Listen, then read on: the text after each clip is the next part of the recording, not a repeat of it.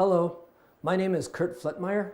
I'm doing these videos for you. This is an Sempurna test prep video, and we're working on the SAT. So if you're watching this video, I guess that's the test that you'll be taking soon. This is the first in a series of videos on the quantitative side.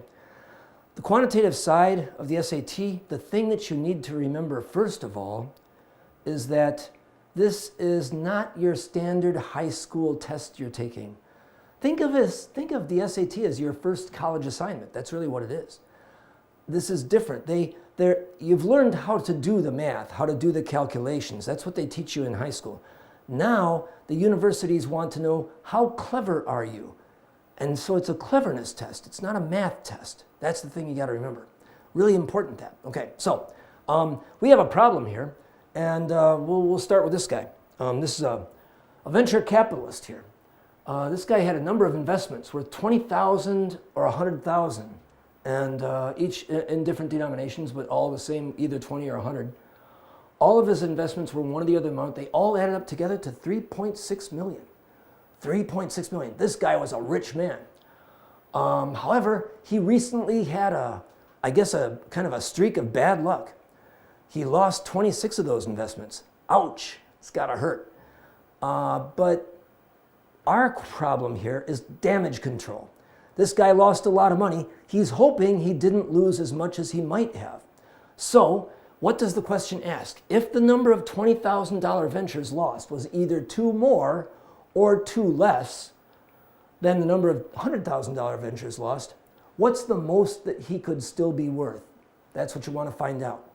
And so we're looking at this problem, and when you look at this, the first thing you should do is ask yourself, let's see, there's 3 ways pretty much that I can solve problems on the SAT. I can either do it conventionally, the way you do your math problems in school, or I can back solve, take the answers and plug the answers into some formula, or I can pick numbers. In this case, back solving or picking numbers, not too good if you don't have a formula to work with. We don't have any formula here yet. That's probably not going to work. So, plus the numbers are very big, 2.14 million, probably not good for back solving. Let's try the conventional approach in this problem. Now, when you look at this problem, let's see, you've got 20,000 each, 100,000 each, 20,000 times t, say t for the 20s, right? Well, I think we got x and y. 20,000 times x, 100,000 times y. Add up to 3.6 million, right? Could do that.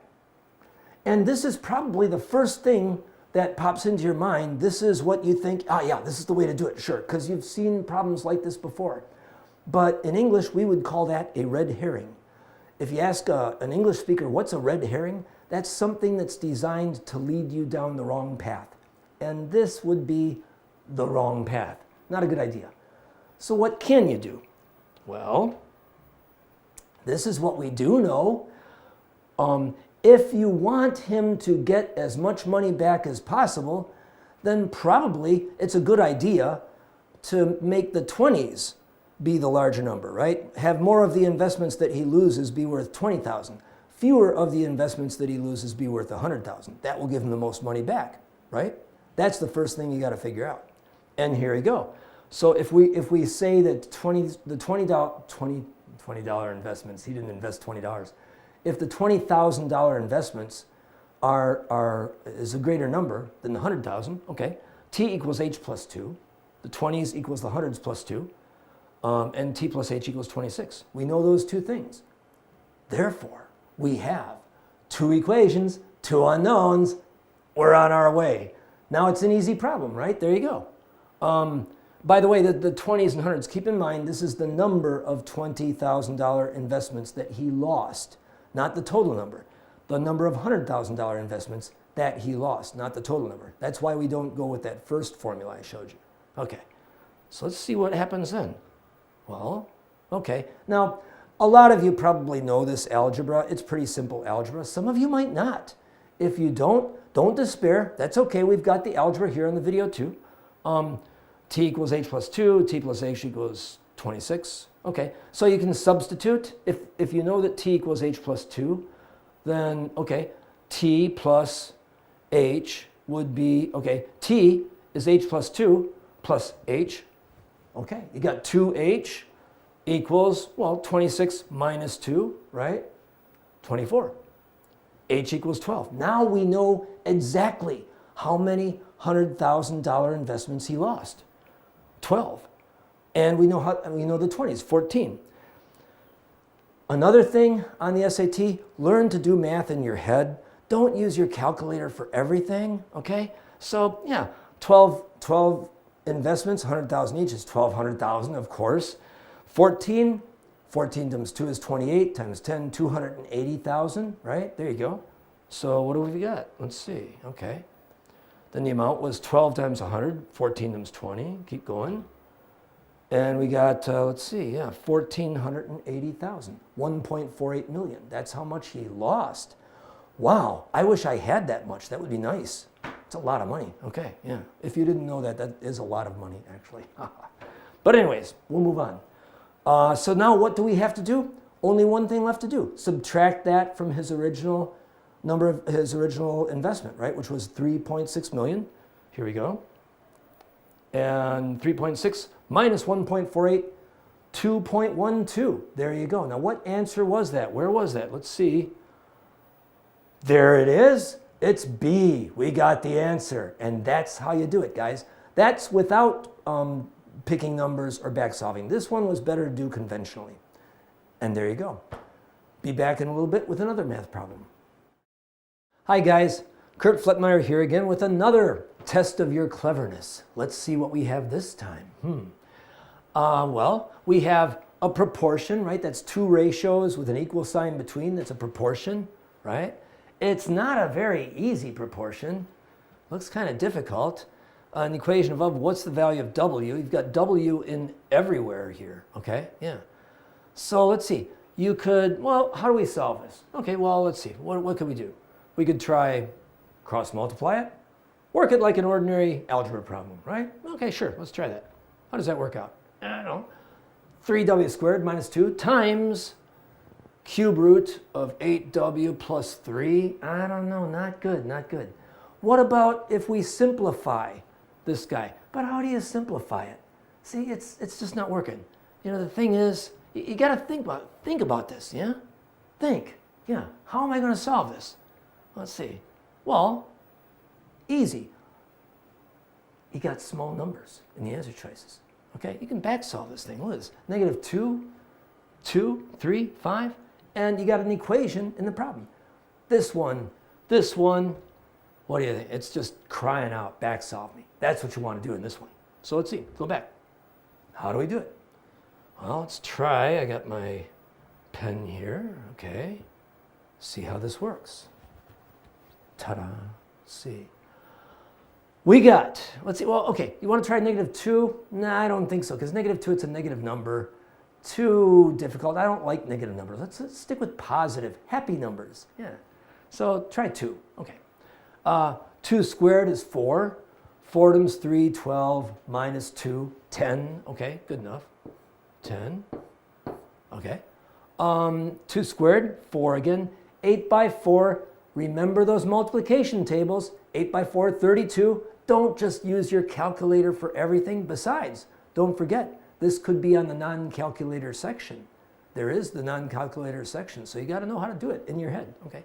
8 by 4, 32, plus 3. Okay. So 8 by 4, 32 plus 3, 35. Okay, that's good. So you got this one. So what do we got? Let's see. Over here, we got 2 squared is 4, minus 2 times 2, that's 0. 4 minus 4 is 0. Minus 2 equals, okay, minus 2. And down below, 8 times 2 is 16, plus 3, 19. Okay, cube root of 19. I don't know. I don't know what that is, but it's not 10/35. You know, that's out of there. Yeah, no, 2, no good. Don't like 2. That's out of there. Okay, let's try 3. Okay, how about 3? Okay, 3 squared is 9. 3 times 9 is 27, minus 2 is 25. Okay, 25, try that. 25 over what? 3 squared, again, 9. 9 times 8. Multiplication tables, 9 by 8, 72. You got to know those things. Don't be embarrassed to go back and re-memorize them if you have to. Okay, 72 plus 3, 75. Oh, you know what? Now, when I'm on the test, I'm looking at this and I'm already liking it. You know, I'm thinking 25 over 75, that is 1/3. That looks pretty good to me. Okay, let's keep going. I'm so excited. Isn't this exciting? You just love this stuff, don't you? Okay, here we go. Okay, so we got equals, let's see, one right up here, okay. 1/3 equals, let's see, what do we got over here? Let's see, 3 squared, 9, minus 2 times 3, 6, okay. So, well, 9 minus 6 is 3, right? Minus 2, 1. Okay, it's looking good so far, guys. Here we go. 1/3 equals 1 over, okay, what's this? 8 times 3, 24, plus 3, 27. And we got a cube root of 27. And again, know the multiplication tables, know how that goes. Cube root of 27, 3 by 3 by 3. Okay, so it's 3. Ta-da, and there you go. Ta-da!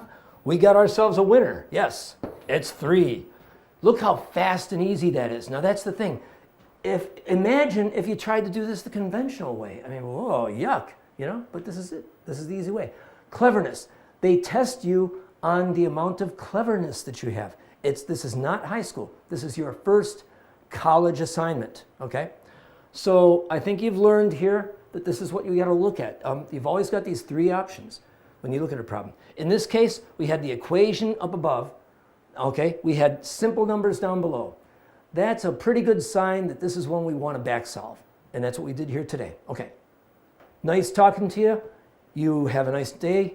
Take care. Bye-bye.